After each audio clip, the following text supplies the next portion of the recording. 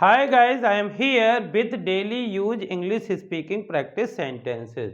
These sentences are: please don't tell anyone, please keep it between us, keep your lips sealed, to turn a deaf ears, never board on running train, to gild a lily, sorry for inconvenience, I will try my best, that's so kind of you, you get what you give.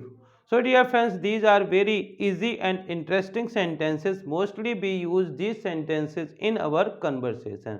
तो यदि आप भी इसी प्रकार के sentences सीखना चाहते हैं तो please like share and subscribe Pankaj institute of English. Let's start our first sentence. Please don't tell anyone. कभी कभार कोई कुछ बातें ऐसी होती हैं जो हम चाहते हैं कि वो अभी सबको पता ना चले, फॉर टाइम बीइंग, अभी कुछ देर के लिए, कुछ समय के लिए किसी को ना पता चले, तो किसी को बताते हुए बोल देते हैं please don't tell anyone. Please don't tell anyone मतलब कृपया किसी को मत बताना। Please keep it between us. इसी प्रकार से यदि दो लोगों के बीच में कोई हम सीक्रेट शेयर करते हैं और बोल देते हैं कि किसी को मत बताना, इसे हम दोनों के बीच में ही रखना। प्लीज़ कीप इट बिटवीन अस, इसे हम दोनों के बीच में ही रखना। और इसी चीज़ को हम और अच्छे रूप में कह सकते हैं keep your lips sealed. Lips मतलब होंठ, अपने होंठों को बंद रखना, यानी कि ये चीज़ किसी को मत बताना, किसी को मत बताना। Keep your lips sealed.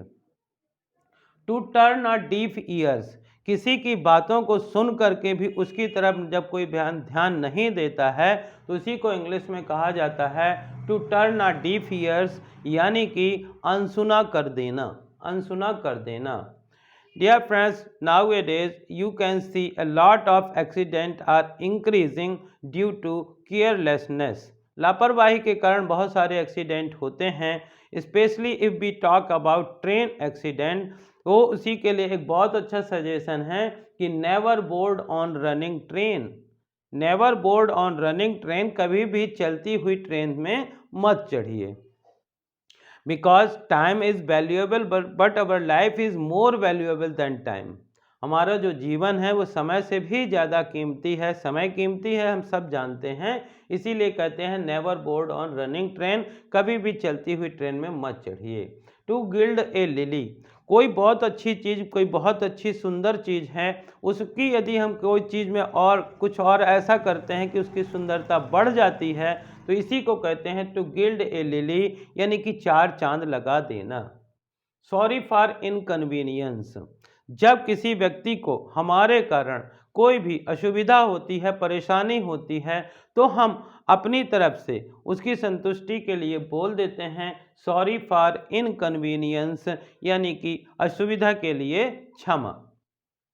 I will try my best, कभी कभार हम किसी व्यक्ति से फेवर मांगते हैं, कोई भी काम मांगते हैं, कोई भी जॉब करने के लिए बोलते हैं और बोलते हैं कि एक बार आप मेरा ट्रस्ट करिए, मैं अपनी तरह से पूरा भरसक प्रयास करूंगा, पूरा प्रयास करूंगा, पूरी मेहनत करूंगा, तो इसी को बोलते हैं I will try my best, मैं अपनी तरफ से पूरी कोशिश करूंगा, भरसक प्रयास करूंगा।